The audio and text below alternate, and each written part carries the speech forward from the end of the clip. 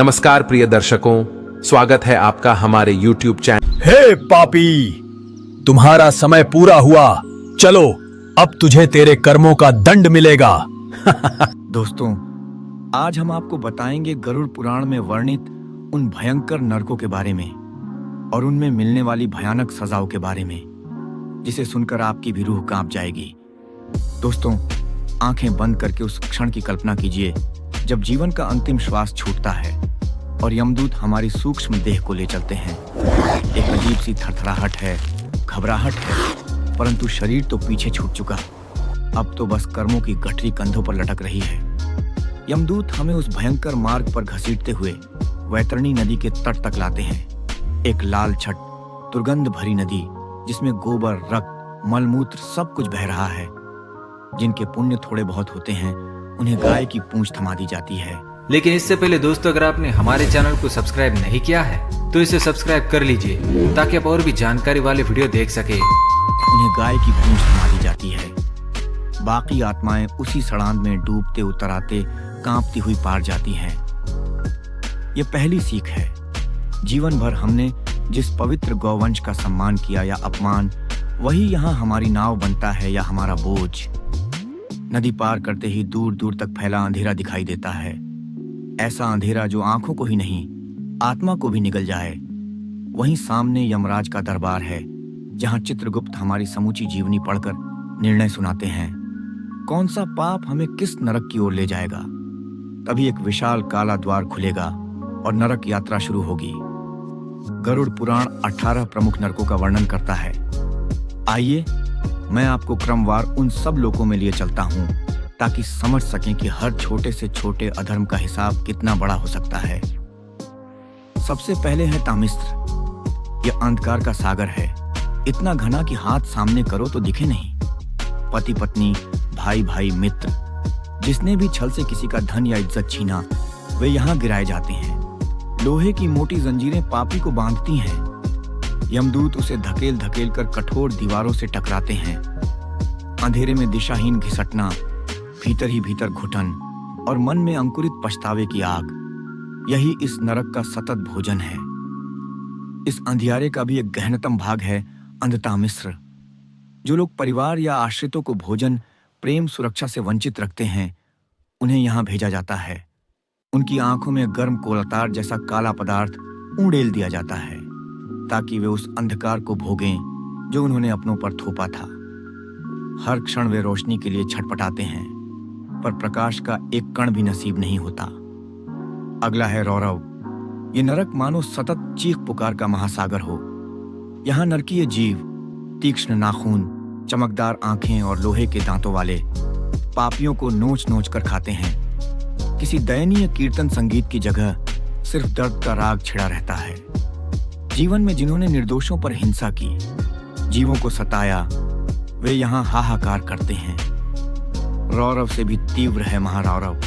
यहाँ यातना उबलते लोहे की हांडियों में पकाए जाने की है। अत्याचारियों, तानाशाहों और उन लोगों को जो निरीहों के श्रम का शोषण कर अमीर बने, यहाँ लोहे की कड़ाहों में उल्टा टांग दिया जाता है। तेल जब कड़कड़ाए तब त्वचा फटे, जब चिकना हो तो फिर उबाल तेज कर दी जाती है। कुंभिपाक नरक का नाम सुनते ही गरम तवे पर बुदबुदाता तेल याद आता है। जो माता पिता की अवहेलना करते हैं, जिन्हें गुरु सेवा से अरुचि है, वे यहाँ फेंके जाते हैं। विशाल घड़ों में इतना खौलता तेल है कि उसकी भाप से ही आंखों के पर्दे झुलस जाएं। पापी जब ऊपर तैरने की कोशिश करे, यमदूत लोहे के सांचे से दोबारा नीचे ठेल देते हैं। कालसूत्र में भूमि लावा सी तपा हुई होती है। ऊपर से सूर्य के सैकड़ों ताप किए सूरज अलौकिक दाह उत्पन्न करते हैं। चोर, झूठे साक्ष्य देने वाले और वे जो सत्य को टीस टीस कर मारते हैं, उनकी सूक्ष्म देह को यहाँ उल्टा लटकाया जाता है। रस्सियां लोहा बनकर चमड़ी चीरती चलती हैं। लोहे की तलवारों का घना कांटेदार जंगल है असिप्त वन। वहां पत्तों का स्थान असंख्य धारदार खड्गों ने ले रखा है। जिसने धर्म की आड़ लेकर अधर्मी कर्म किए, छद्म साधु बना दुनिया को छलता रहा, वह यहाँ एक एक कदम पर कटता जुड़ता फिर कटता है। रक्त की बूंदें पेड़ों पर पड़ते ही फुफकार उठती हैं, मानो तलवारें और पैनी हो गई हों। शूकरमुख वह नरक है जहां सुअर मुखाकर यमदूत लोभी पापियों को काट काट कर जमीन पर फेंकते हैं। भ्रष्ट प्रशासक, रिश्वतखोर और वे लोग जिन्होंने जनधन लूटा यहाँ के स्थायी निवासी हैं। हर बार अंग कटने के बाद शरीर फिर से जुड़ जाता है ताकि अगली प्रहार श्रृंखला शुरू हो सके। जिसने अतिथि या शरणागत का अपमान किया उसे अंधकूप में धकेला जाता है। गहरा कुआं, काई जमी दीवारें और नीचे विचरते भयंकर सांप बिच्छू गिरने के साथ ही डंक शरीर को छलनी कर देता है। दर्द की तीव्रता के बीच अंधेरा ऐसा कि पापी को यह भी पता नहीं चलता कि चीख कितनी ऊंची निकली। वातप में यातना अग्नि और तेज ठंडी हवा का संयोग है।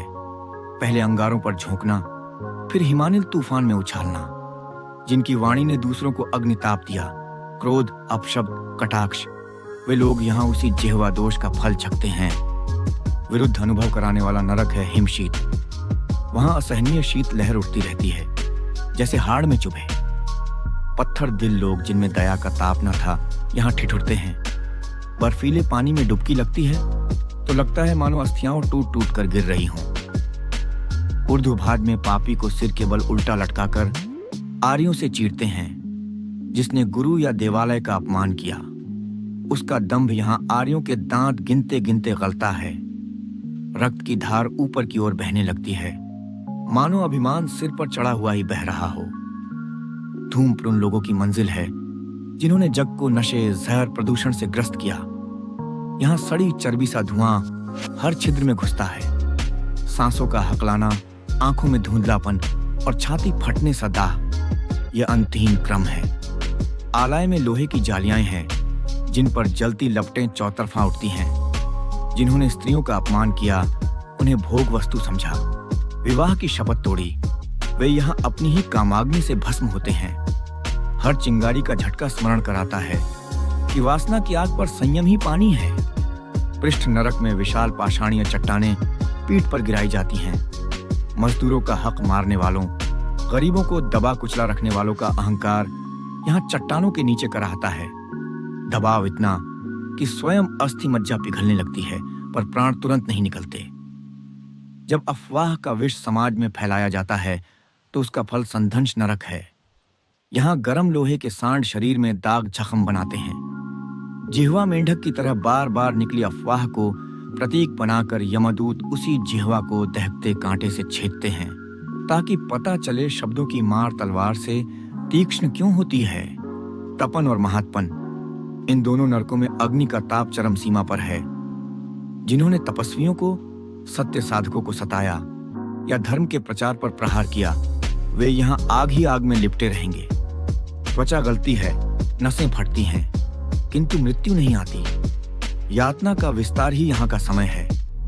सांसार नरक में खौलते लावा की नदी है जहाँ व्यभिचारी परिवार विनाशक लोग जलते डूबते रहते हैं। लावा का हर बुलबुला एक टूटा रिश्ता, एक छलिया प्रेम, एक भंग सिद्धांत का प्रतीक बनकर पापी को झुलसाता है। कूड़ा कट्टा जैसा बदबूदार आविची नरक उन व्यापारियों और अधिकारियों का अंत स्थल है जिन्होंने रिश्वत और बेईमानी से समाज को क्षुब्ध किया।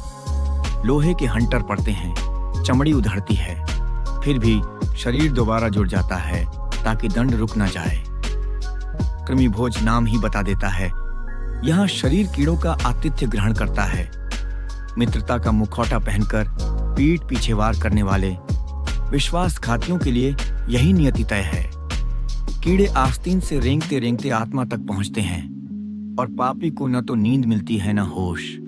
झूठी गवाही, बेईमानी से रोटी कमाने वाला जब लाला भक्ष पहुंचता है तो उबलता लावा उसके कंठ में उड़ेला जाता है। जीभ जलती है पर शब्द फिर भी निकलते हैं, हाय क्षमा। मगर यहाँ क्षमा अनसुनी रहती है। विलोहित में लोहे की तलवारें लगातार शरीर का रक्त निचोड़ती हैं। नृशंस हत्यारे, निर्दय कसाई या वो जो मांस भक्षण के लिए प्राणियों को बेइंतहा कष्ट देते रहे, यहाँ खून का प्यासा वातावरण उनका लहू पीता रहता है। बलात्कारियों और यौन शोषण करने वालों के लिए दंड शूकर नरक है। सुअर मुंह, काला कठोर शरीर वाले यमदूत भाले से पापी को हवा में उछाल उछाल कर पटकते हैं। हर चोट उनके दैहिक पापों की याद दिलाती है। हर चीख उनके शिकारों की लाचार अरदास का प्रतिघात बनकर गूंजती है। आयपान में विशाल खौलते तेल के तालाब हैं, जहां धोखेबाज व्यापारी वणिक डुबकी लगाते रहते हैं।